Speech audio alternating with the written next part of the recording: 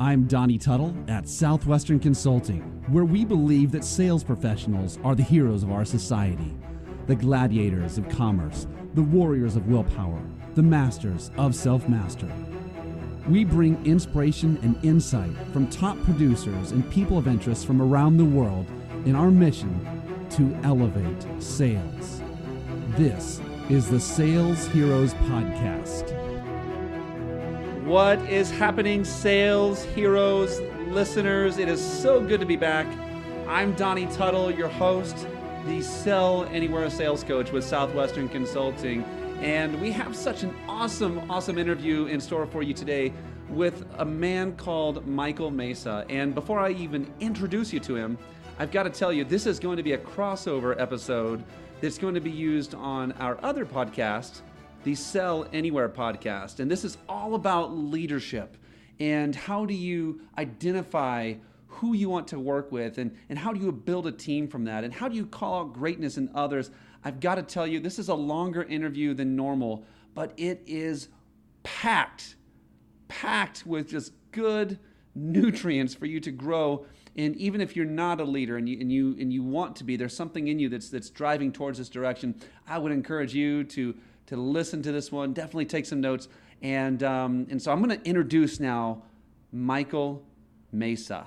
Michael Mesa is a leader of leaders. He is someone who has a military background and just a very interesting past, which has led him into a place to being able to really just be the leader and the hero that's necessary, that his people need and that his area needs. And so I really wanted to hear from him. When I met him, I just knew there was some good stuff. I just didn't know how much. So anyway, from Fairway Independent Mortgage, from Washington, Michael, you have to tell us where that's from, but welcome to the show, Michael Mesa. Michael, good to have you, man. Thank you. I really appreciate it, Donnie. Great to have you, Michael. Go ahead and fill in the blanks, man. Tell us a little bit about yourself. Sure. Well, first of all, I really appreciate the praise there. So really, honestly, I'm just a guy that spent the beginning of my adult years in the military. I was very fortunate to be able to join the Army at 17. And joined at 17. Graduated high school a half year early just so I could go. The whole thing going on was Desert Shield, Desert Storm, and I had some things in my personal life at the time that I was headed down the wrong path. Unfortunately, I found the Army, and the Army was able to take the little punk kid that I was and teach me what it was like to actually truly be a man. And so I'm just very grateful for that. And those lessons I learned from my cadre, my drill sergeants, these guys, saw action in Vietnam and some even in Korea. So I just, I got some great mentorship from some of these people that have literally stared into the jaws of ugly and lived to tell the tale about it. And I was fortunate that they saw enough in me to impart those things to help me grow and become the man that I am today. So that's phenomenal, Michael. And man, I got to tell you, the day that I met you, I mean, we talked and shared for a little bit, but I just looked at this guy and said, man, this guy is a leader. And it sounds like you've had good leaders. And that means a whole lot to you, man. And tell us about that. Tell me about what is leadership to you? Yeah, leadership, it's an interesting thing. And again, I've been blessed to be able to witness it rather than just, read about it and secretly long to know what it's like. So leadership for me is really, it's the way it's impacted me is just really looking at somebody and looking at their internal mettle and their willingness to step up and do what needs to be done rather than sitting around saying, well, somebody ought to, or I wish somebody would. I mean, these people, for no other reason than it needs to be done right, either A, to protect people who are not able to protect themselves, which is what we found ourselves in infantry, but also, out here in the civilian sector, people are looking for reasons to be the best that they can be. And true leaders, reach into the heart of you and they help you find what intrinsically motivates you. And then those leaders share their vision out loud. They live their vision with you, and that is contagious. And it just really encourages you to find your own inner leadership and then strive to be the best that you can be. Than that rather than chasing a sales goal or a title or an award or a big fancy house. And Michael, those lessons stuck with me. dude, that is, Mm-hmm. I want to pause and I want to dig in right there if you can, because so many people have it's not an easy thing for everyone to just say, like, help me to reach into the heart of this person and find out what drives them. Mm-hmm. Like from your life, both as someone who is being led and someone who is leading, like what lessons, how can you distill that for us? Sure. So earlier I alluded to, being a punk kid, that joined the military. And, my life prior to finding the military was definitely, I could have my own Netflix show about it. And the reality was, I was a 14-year-old runaway, had escaped a really, really terrible childhood growing up. But what I chose to internalize was the anger, I felt that I was entitled to better things, and I let it overcloud my judgment. Now, granted, I was a minor, but at the same time, these are things that, you hold inside and eventually spill on as you get older.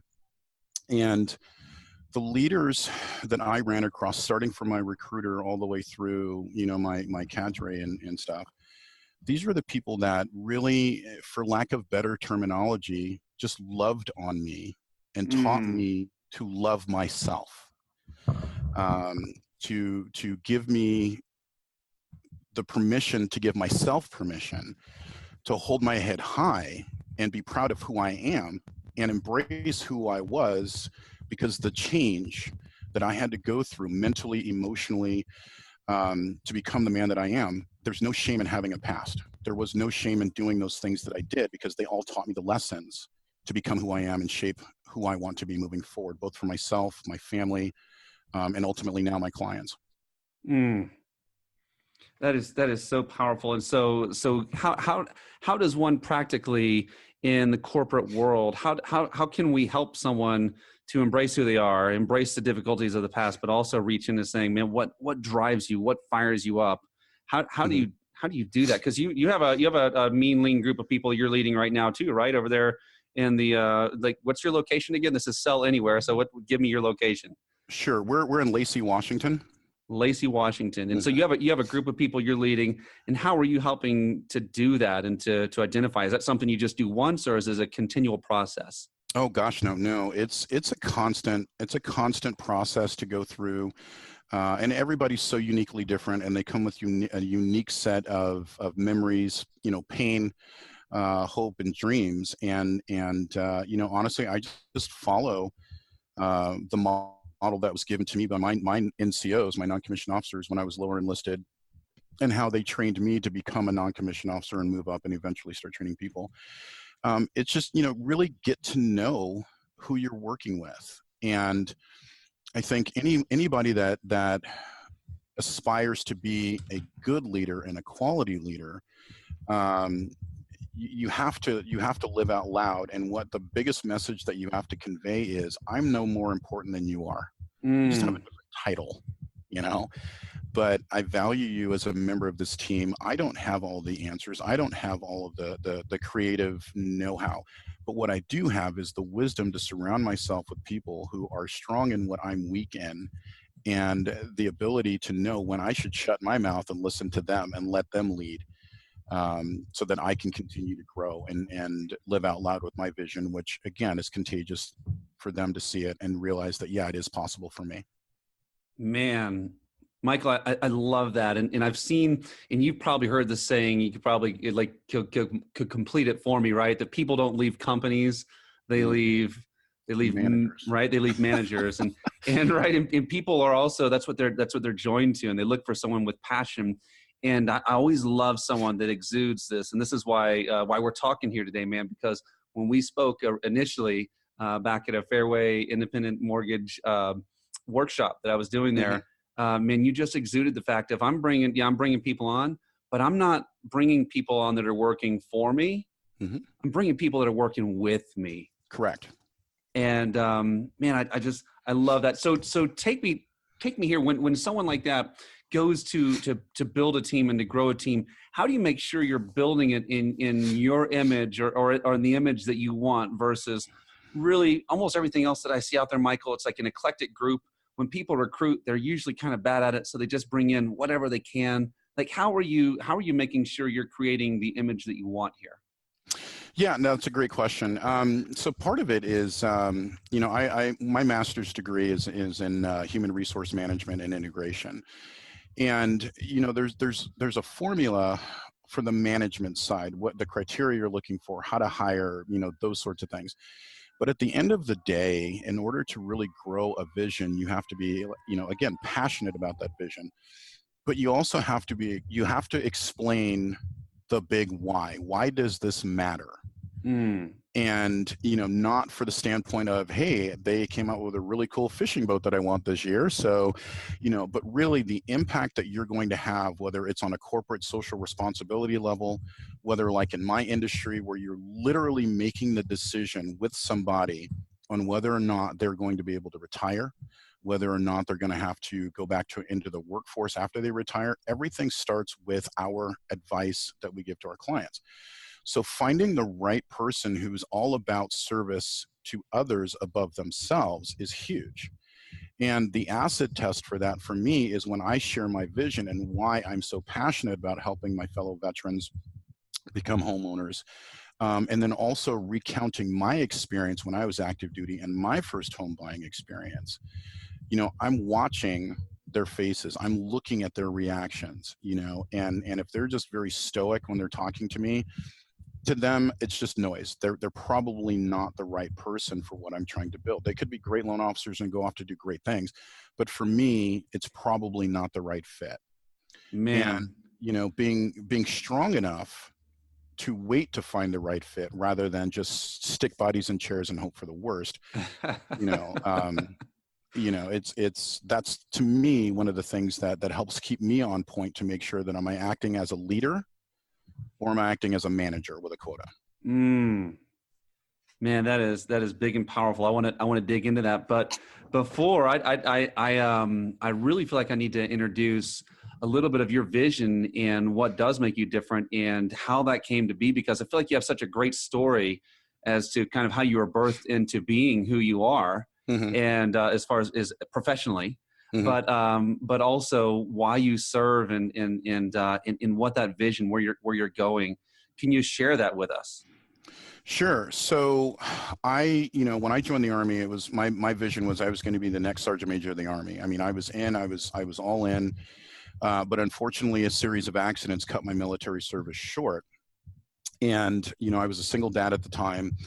And, my own childhood was not the way that I would have had it. So I made a commitment to my son that he was not going to spend a moment in daycare and that I was not going to be an absent father at games and important, formative years in his life. So I started looking around for a career and I settled on real estate because you can make your own schedule and that sort of thing. And so I started off, literally, I out-processed out of the Army at, I think it was like 10:05 in the morning. And by 12 noon, I was in my real estate office learning how to become a real estate agent. And for me, I've always felt comfortable with the subculture of the military. It's, again, I joined at 17. I did 5 years. I'm out at 22. It was my life until then.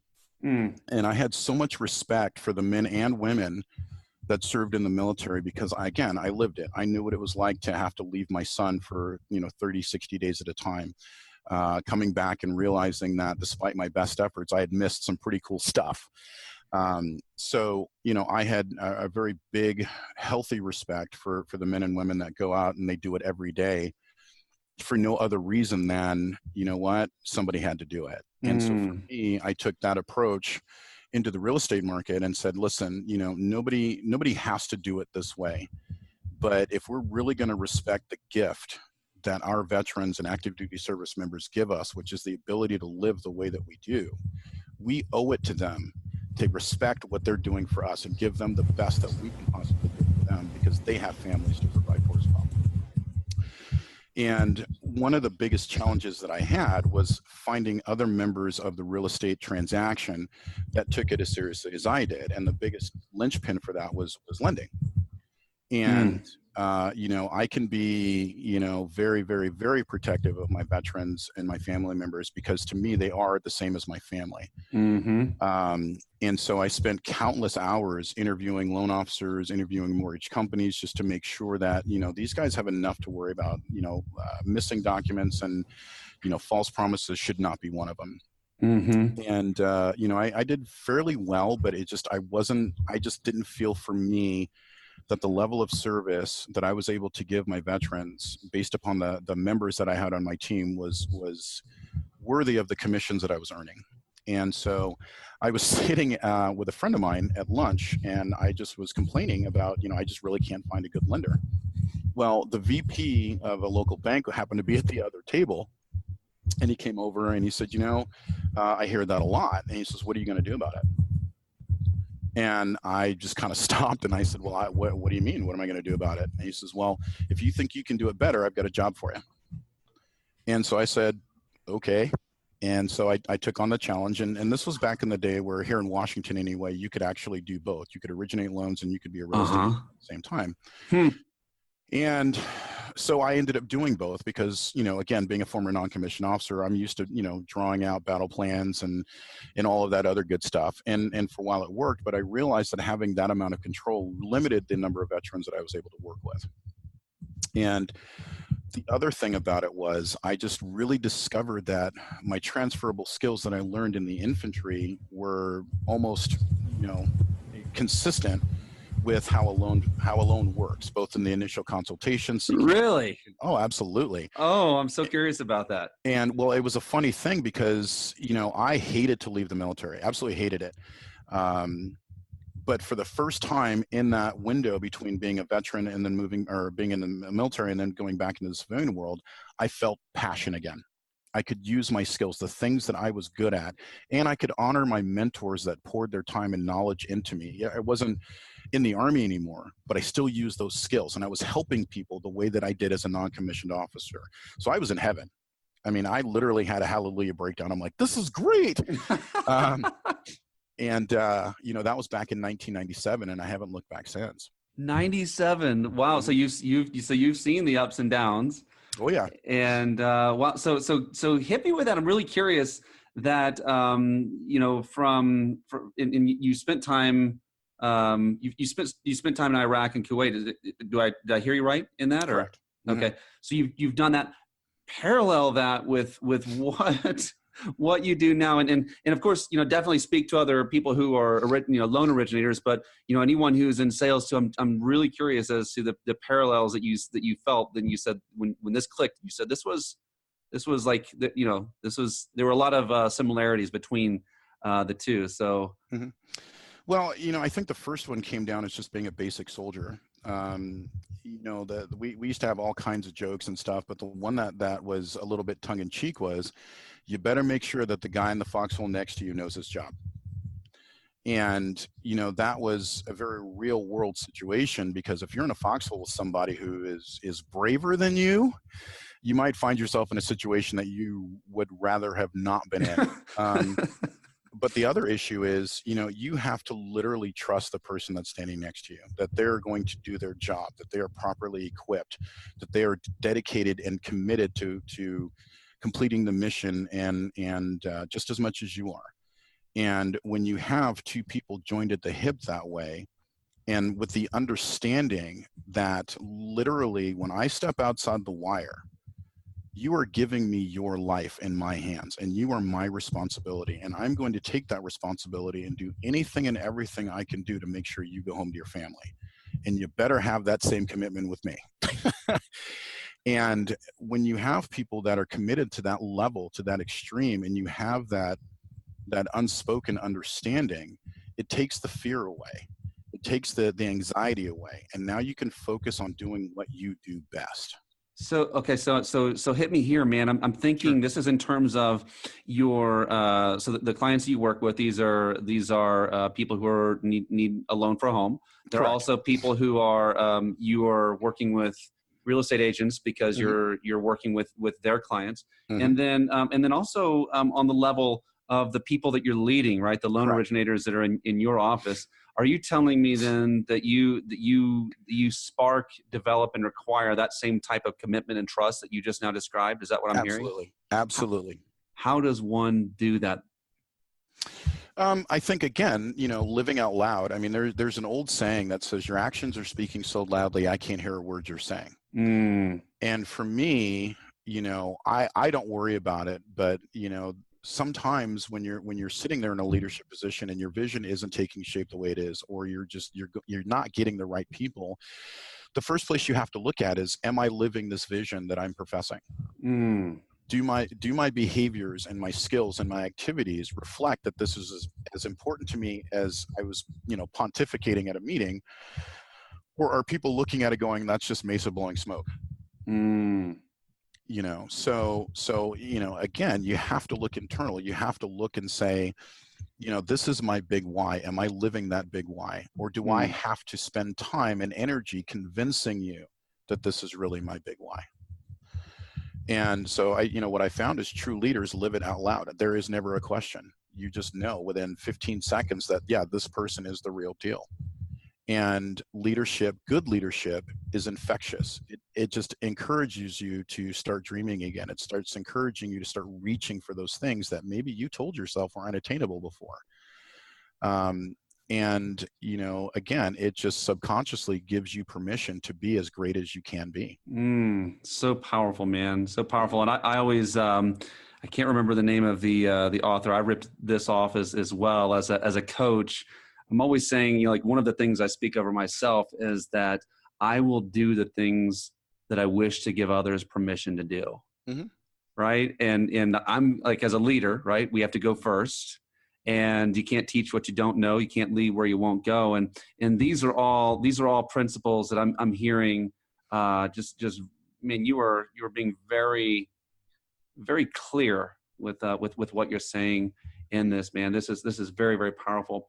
Do me a favor, man. I know that I want to look into your person, because first off, before we go into the story part, I know that you're not just this you're not 100% bulletproof, tough as nails guy. There's a cuddly side to you too.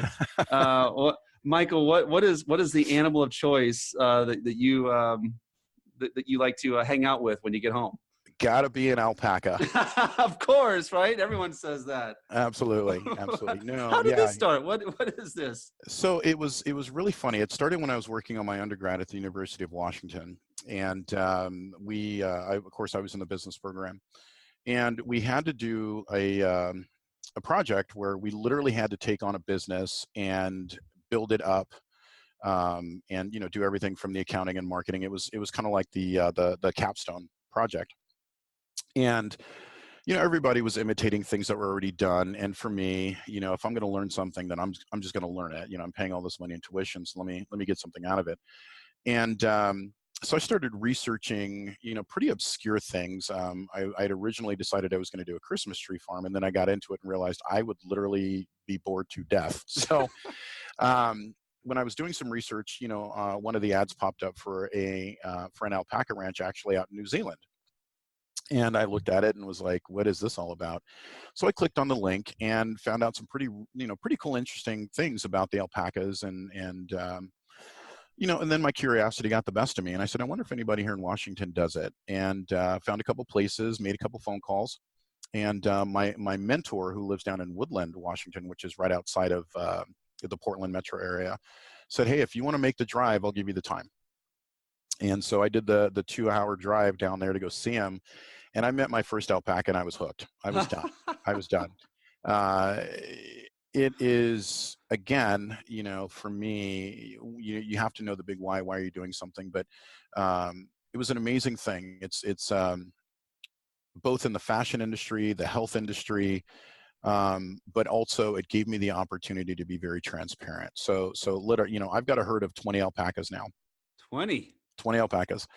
And when you boil it down to the very bare bones basic, it is the best symbiotic relationship I have ever found outside of a human being. All I have to do is feed them, take care of their needs, keep them safe, and they give me an opportunity to earn a living when I'm in retirement. And that's just the very basics of it. But what I discovered as I started getting more and more alpacas is that my alpacas teach me so much about myself and about humanity that, I don't know that the man that you met when you came up here would be the same person had I not owned alpacas. Wow. And, again, being a veteran, and having some residual things that come from my service, it's also another way for me to reach out to other veterans that suffer from PTSD, other anxiety issues, and to be able to share my life with them in a safe environment where there's no judgment. And alpacas are just such gentle, curious creatures that they can forget about the world for a minute, forget about, forget about work, forget about doctor's appointments, just come out and be. And it's just such a blessing to be able to share that with people in need. So Because cool, man. yeah, it's a wonderful thing to watch. I mean, I get little mushy about that, but it's been great to be able to give back that way. That is beautiful, man. So alpacas, and again, not something I normally. I think if you hadn't been, I wouldn't have guessed it. I'll just say that. So tell this is always my favorite part, man. When I get to talk to people and ask, and this is really talk about humanity. The fact that we've all been through some battles, right, Michael? We've all been through some. We've won some. We've lost some, and being displaced from your home at 14, that's really, like that you're low. And I say low, not that it's a low, because adversity prepares us for where we're going. Mm-hmm. But it really almost can define some other things. But I want to hear from you as far as a professional, Mm-hmm. From the time to where you started doing what you're doing. A lot of times, Michael, we'll end up in a pit where we're thinking, man, what in the world am I doing? Mm-hmm. Can I do this? And usually it's at that worst moment where everything just goes wrong. Mm-hmm. And I'm wondering if you've had one of those worst moments, like a day specifically, where you can remember, this sucks. And Mm-hmm. and it just gave you pause. Can you take us there? Absolutely. It was 2001. I was working for a bank at the time, and I was out in the eastern part of the county, which is less than diverse. Let's just put it that way. Okay. And I was stuck in a branch, and I remember, talking to the branch manager and saying, "Hey, listen, I'm here to support you. We're two separate sides of the bank, but let me help your clients and things of that nature." And he legitimately looked at me in my face and said, "I really don't know how people like you were able to get so much responsibility." Okay, and for a quick pause, because our people haven't seen you. Sure. Like I've seen you. Why would he say people like break that one down a little bit for us? Sure. What is Being he a insinuating? minority. Absolutely. Okay. Being a minority, and then, working for one of the biggest banks in the country at the time, a lot of times people, when they think about bankers, they don't really think about the minority element. And then for me to be a loan officer and also being their liaison to private banking, and the private banking clients, I mean, these, in order to qualify for private banking, you had to have over $250,000 on deposit. And so I was their liaison for lending and that kind of stuff too. And, here he was a branch manager, and here I am, I guess, I don't know. I think maybe it was a competition scenario with him, but he clearly had some issues with equality and diversity. Mm-hmm. And of course, I work for a bank. Their marching orders are like, "Hey, that's where you're going to be. Make it work." Mm. And, he said that to me, and it really it shocked me because, again, I came from the Army, and the Army was, we see one color, and that's green. Mm. And so it was really difficult for me. And I remember sitting in my cubicle, and I'm listening to him talk to a guy. He was an agricultural guy. He had 30 acres, and he raised cows. And, he was talking to him about all these different loan options and everything else. And I remember sitting there going, why is this guy not talking to me? So when it was over, I talked to him and I said, "Hey, this is what I'm here for and everything else." And he said, in the grander scheme of things, I'm sure you think you know what you're doing, but nobody's going to listen to you, and just, paraphrase, the N word in a suit. Whoa. And now this was my coworker, and we worked for a bank. And I went through probably 7 different emotions in a flash. But then it really did occur to me that there are people who will judge me based upon the color of my skin, not my accomplishments, not what I know, not my desire to help, not where I've come from. And that concept was so foreign to me that not only that it existed in my workplace, but it existed in the Pacific Northwest, where we're pretty diverse up here.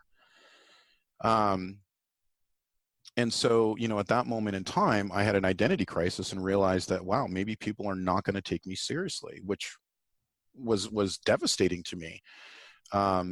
Because I knew that I was the guy that was going to do it cleaner, faster, and more honest than anybody else. But yet now I'm being told in the year 2001 that the color of my skin and my ethnic background is not going to afford me the opportunity to help people. And I've grown up dealing with racial profiling and a bunch of other things. I mean, I'm not so naive to think that it doesn't exist. However, this was a professional environment. The higher ups looked at my accomplishments at that point and asked me to be in this position, and yet the person who was a branch manager literally stopped me from doing what would ultimately benefit him and his branch. But ultimately, I allowed him to take my identity from me. And I'm very cognizant of what I said. I allowed it. It happened, and I allowed it. And then from there, there was all of this self-doubt. There was all of this, gosh, the people that did work with me, when they shook my hand and smiled, were they just, did they mean it? I mean, I just started going through this downward spiral. And you're right. I got to the point where I said, this really is terrible, and I really don't like people. And I just got on that negative talk, path of negative self-talk. Unbelievable.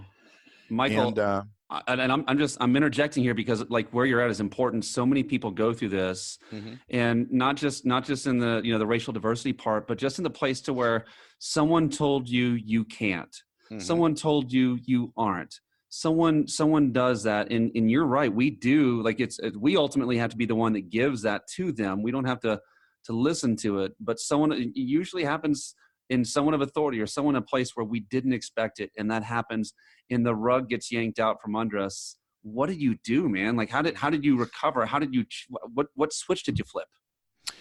It was interesting. I remember it was a 53-minute drive from the branch to where I was living, and I came home, and my son was there, and he gave me this look that just really shook me to the core.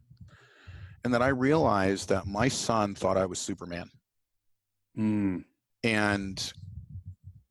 I literally wanted to cry, because I was so horribly embarrassed that I had let a person take from me. I gave it to them, basically, everything that I am.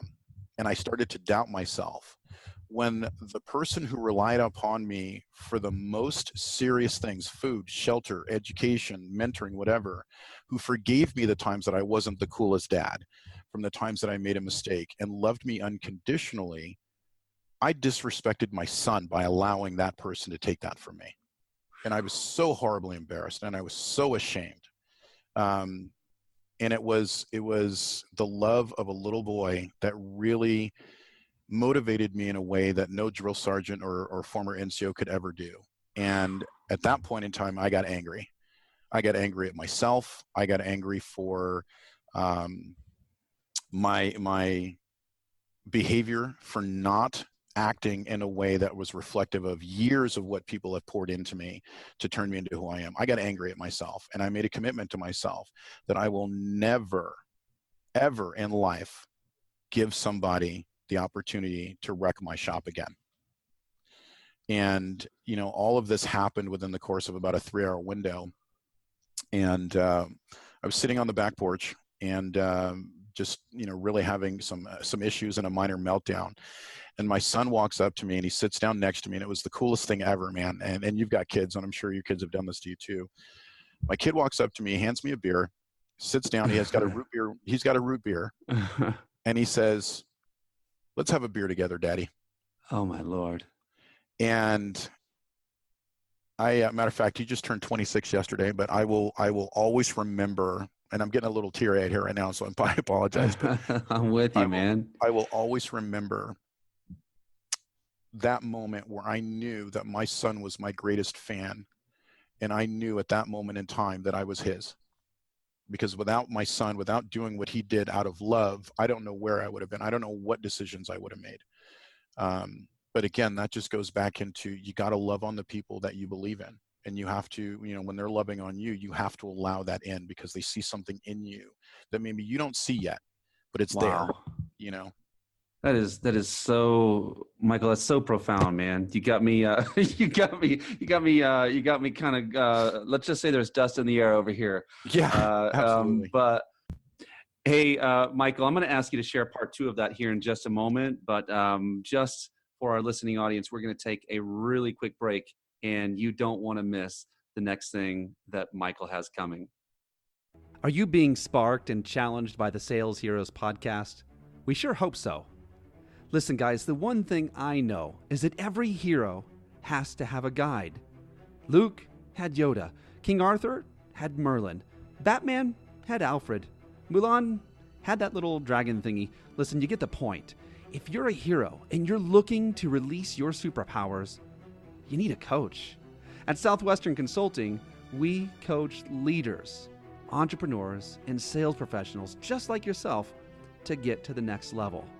If you're curious about how to release your superpowers and what it might look like to have a coach on your team for you or for your people, just go to DonnieTuttle.com and click on the link that says Request a Free Call. That's DonnieTuttle.com. And now let's get ready to jump back into this awesome interview. All right, and so we're back, and Michael, I'm going to ask you to do this, and sometimes I know that there is, there's that tough word of tough love, that tough truth sometimes that we have to speak to people so they can see the truth as it exists. But right now, though, I'm going to ask you, man, you have the root beer in your hand, okay? Mm-hmm. And we've got people out there right now who have been stripped of their identity. They're all kinds. They're different colors and genders. They're in different positions. In maybe someone has said something to them. Maybe they're managers. Maybe they're salespeople. And I just want you to take a moment and just from the heart, reach into the heart, as you were saying. And I was just wondering if you wouldn't mind speaking to those people right now. Mm-hmm. I think the biggest thing is to remember that, you're a human being. I think we start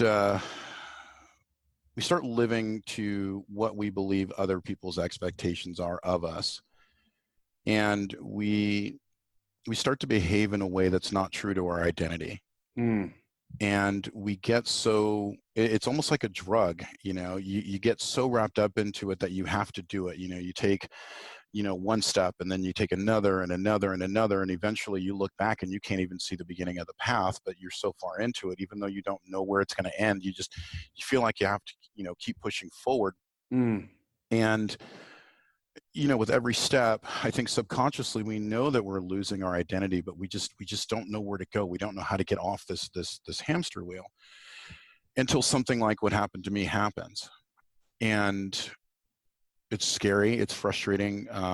You fell off the ladder. You've got the bumps and bruises to prove it, but you don't know where you fell off the ladder. You don't know why you fell off the ladder. Were you not paying attention? Did something knock you off the ladder? What have you? And then starts coming in that self-doubt. And then there's the self-loathing that comes through. The almost subconscious punishing yourself because you knew better. The biggest thing to try to remember is that everything comes down to choice. You still have a choice. You can either choose to try to get back on that ladder and go down that path that isn't good for you, or you can choose to find who you really are. get yourself reacquainted with that person, get to like that person again, Mm. and then commit to that person that you're never going to leave them again. Hmm. And have the strength to do that. And people, I've mentored others, and they've said to me, Michael, it hurts. And I'm like, man, I know it hurts. But in the game of life, you've got two choices. You can lay in the sand and you can cry, or you can roll over and get up and fight again. And depending on, how bad life, came at you, okay, well, again, lay in the sand and cry about it. If it was a really good shot that life got in, roll over twice, but still get up. Get up. Because time is going to pass whether you're face down in the sand and crying or you're getting up and you're trying to have a life worth living. That's the one thing that's constant. Get to know you. Get reacquainted with you. Dude, that is so solid, man. Mm-hmm. That is so solid. And I'm really drilling you, man, in terms of a leader. You just have so much good stuff to offer. One of the things that I hear from a lot of leaders is that they have a hard time confronting. They have a hard time, right? Someone, they're not being accountable. They're not doing the right thing. And let's just say whether life punched them in the face or not, they're not doing what they know they could do. Mm-hmm. Do you have any advice on that? It's really kind of funny. I just had this conversation with a friend of mine. I'm a really, really big fan of the famous football coach, Vince Lombardi. And there was an interview one time where they asked him, they said, Vince, how do you motivate your players? And he fired right back without a second thought. And he says, I get motivated players. Mm. And, that goes back to the intrinsic value that each of us place on certain things. And, if I come across somebody that, isn't quite living up to their potential, I got one of two choices. I can either be a manager and tell them, hey, your job's on the line, you need to do this, and report back to me, and then micromanage the heck out of them. Or I can choose to be a leader and be relatable and find a time in my life where I wasn't living up to the potential that I knew I had, and subsequently knew that I was not furthering the team's goal, but yet I didn't have the strength to either step up or step out. And, when you have those really deep, meaningful conversations that are not about shame, they're not about guilt, it's more about, does your vision and my vision suddenly, split company?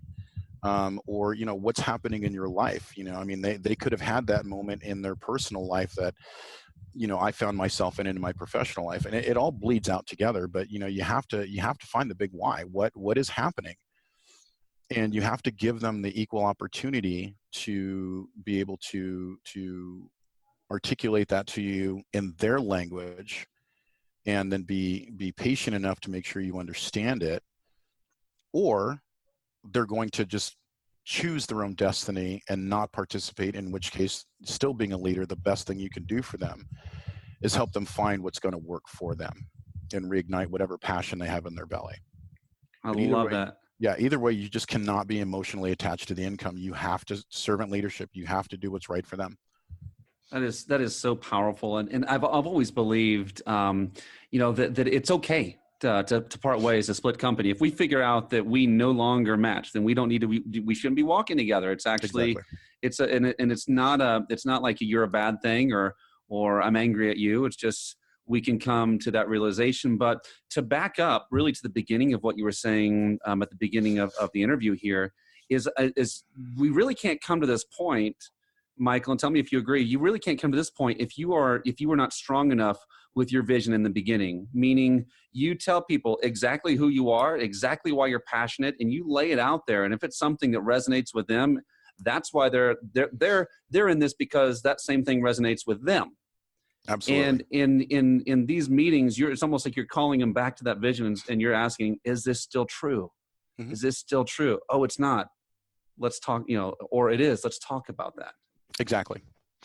I love that, man. That is so that is something so many people need to hear right now, because I think, like you said, most of us or most of what's out there is it's just management. It's how do I get to my number, not really how do I care about this person. And ultimately, if I care about the person, I'm going to get to my number. I'm Exactly. gonna get to my numbers. So, and we are really on the final leg of this thing. You've given some really, really, really good stuff here. I was wondering, Michael, if you could, if you could maybe share with us a little bit of the things like when you see in leaders, like when you see a leader, or even let's just say a salesperson. So either on either side of that, when you're looking and you're just seeing, and you want to grab your hair, or you're clean shaven, but grab your scalp, and you want to say, you're doing it wrong. You're doing it wrong. Like what out there riles you up to where that's your feeling, and you're just like, man, that is the wrong way, and that's everything I'm against. I think for me, the biggest thing that drives me absolutely insane is somebody who walks around telling everybody they're a leader. Leadership it's kind of odd. It's kind of like that bitter pill. People that are leaders find themselves being leaders. Like, none of us really ever aspired to be a leader. I didn't wake up one day and go to my high school guidance counselor and go, what do you want to be when you grow up? Oh, Joey wants to be a fireman. I want to be a leader. It's just, you just buy this badge. Yeah, absolutely. Right. You just find yourself in that situation. And it just starts a path and a way of being that it just becomes part of your identity. So when people walk around, really wanting the title of, leader, or tell everybody, I'm the leader of this, I'm the leader of that, to me, it's almost offensive, because it cheapens, what men and women like myself, professionally in the military, first responders, whatever, what we really are and what we bring to the table. We don't do it for the glory. We certainly don't do it for the paycheck. We do it because it needs to be done.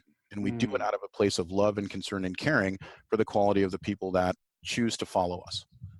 Holy crap. Guys, hey, I'm going to pause you, because everyone needs to rewind this podcast about 1 minute and listen to exactly what Michael just said again. I'm going to listen to that 4 or 5 times. You were just going faster than I could take notes. That was some good stuff, man. Wow. All right, man. So final thing, I am, let's say I'm a leader. I'm someone who has that stamp. I really want to do better by my people. What things can I do? What books can I read? Like, what advice would you have for me to grow in that world? Sure. I think the biggest things for me are, the first and foremost, remain human. Give yourself the ability to make mistakes. Give yourself the ability to laugh at yourself, and don't put the pressure on yourself that you have to be perfect. The second piece of that is, to be a good leader, you have to be willing to be led. You have got to find a mentor or mentors that are going to continue to help and encourage you to grow. And go into that situation without any type of hubris or anything, just to be thirsty for knowledge, and then respect your mentor by showing them that you did listen, by living out loud with it. The last piece of that, let me tell you, the best book that I ever read in my entire life, and I've read a lot of books, I found at not an open house, it was a garage sale. I was going through Prosser, Washington, and the car we had car troubles, and so it was going to be an hour before we get back on the road. So we're walking around Prosser, and there was a garage sale, and I found this box of books. In it was a 65 cents. They wanted 65 cents for this book, and it was called The Magic of Thinking Big. And this book, this was like one of the original, I think it was back in 65 when it was first published. And I said, well, let's see what this is all about. It's another, 4 hours till we get to our destination. And let me tell you, I don't even remember the trip. I read the book, and it was like being sucked into the Matrix. Everything was suddenly so clear. Things that I knew that I had known, that I had just ignored, whatever, were just jumping out at the page. And it was almost a dare to live out loud, to think big. And there were classic examples of people throughout history that we all idolize, but in reality, they followed a very simple pattern, and it was believing in themselves. Yeah, that is powerful. The Magic of Thinking Big by David Schwartz. Guys, get a copy of that one. I'll put a link for that in the podcast.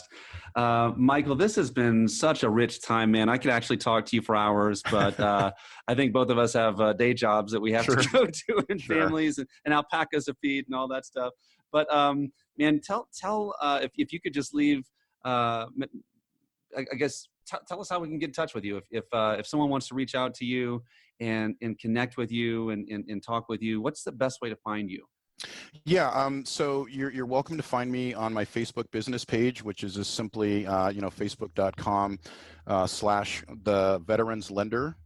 My website, which is obviously www.theveteranslender.com. You can send me a message there. You can, we can contact whatever. But I'm always up to talk to people and see what I can do to help them out and help them become better leaders and live the life that they want to live. So yeah, absolutely. I welcome any contact. www.theveteranslender.com, as well as The Veterans Lender on Facebook. Michael Mesa, it has been such an honor and a privilege to talk to you today, my friend. I have learned a ton, and I can't wait to hear some of the good reports from the people who listen, man. So thank you so much for being with us. It was my pleasure. Thank you for having me. Thanks for joining us today. Please rate this podcast so others can find us better. If you'd like more free insights, videos, and sales tools, you can find more on DonnieTuttle.com. That's DonnieTuttle.com.